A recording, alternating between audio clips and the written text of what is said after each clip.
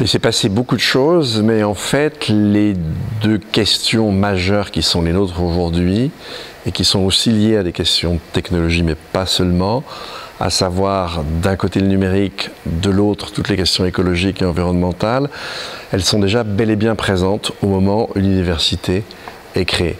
Le web est balbutiant, mais il est sur les starting blocks. Les questions environnementales, on les voit d'une façon totalement différente à l'époque. On a une espèce d'espérance, de facilité dans la manière dont on va pouvoir résoudre ces questions. Et je dois dire que 25 ans après, ce qui à l'époque était déjà là, se faisait entendre, mais est devenu vraiment extrêmement puissant.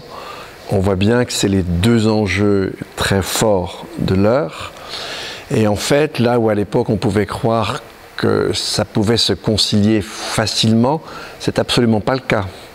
Aujourd'hui, le numérique, c'est à peu près 4% et demi de la consommation énergétique mondiale. Ce que j'entends par là, c'est les data centers et puis tous les terminaux. Mais avec une croissance de la consommation d'énergie, d'électricité de 9% par an, parfois franchement pour des bêtises, hein. C'est les vidéos qui sont à l'origine de tout ça, et un tiers des vidéos c'est du porno, un tiers sont des chats. Donc, il y a quand même un petit problème. Donc, il y a une contradiction entre les deux. Et si je reviens sur la question environnementale, là, on voit bien que la question est devenue dramatique. C'est-à-dire que l'enjeu aujourd'hui, c'est celui de l'habitabilité de la Terre. Et effectivement, en 25 ans, par exemple, les sciences du climat, les sciences du vivant, la biodiversité, sur ces questions-là, ont vraiment affiné, assis les connaissances, on connaît mieux les processus, même si effectivement il reste toujours une part d'incertitude. Du côté numérique, alors là on a un développement extraordinaire. Ce qu'on pouvait pressentir à l'époque, c'est effectivement manifesté. Et on a des incertitudes totales aujourd'hui sur la poursuite de l'impact du numérique. Mais en tout cas, il y a un domaine, où, et là j'y suis extrêmement sensible, où l'impact est très fort, c'est, si vous voulez, la démocratie. On a vraiment assisté à la fabrique de niches d'information, de refermement de petites bulles. Un phénomène qui illustre très bien ça, ce sont les platistes, par exemple, qui commencent à se répandre de façon relativement dangereuse. Et c'est vraiment un défi quasi insurmontable pour les démocraties. Donc on est à un moment de notre histoire relativement dramatique, avec des perspectives qui sont aussi, malheureusement, pour certaines d'entre elles, les perspectives relativement sombres. Le rôle de diversité par rapport à ces deux enjeux et à d'autres enjeux, c'est un rôle fondamental.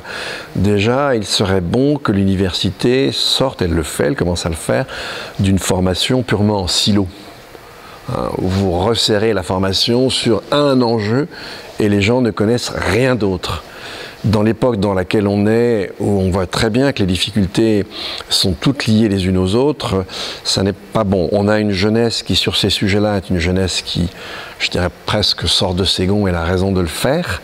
Et donc, non seulement l'institution universitaire doit savoir répondre à la soif de connaissances, de mouvement et de changement des étudiants, mais elle doit aussi savoir faire adapter ses formations pour répondre à leurs demandes et faire de l'université, au sein de la société, une force de contrepoids par rapport à ces tendances les plus funestes et profiter de l'énergie de la jeunesse pour aller dans le meilleur sens possible. Européaniser les formations, c'est une excellente chose.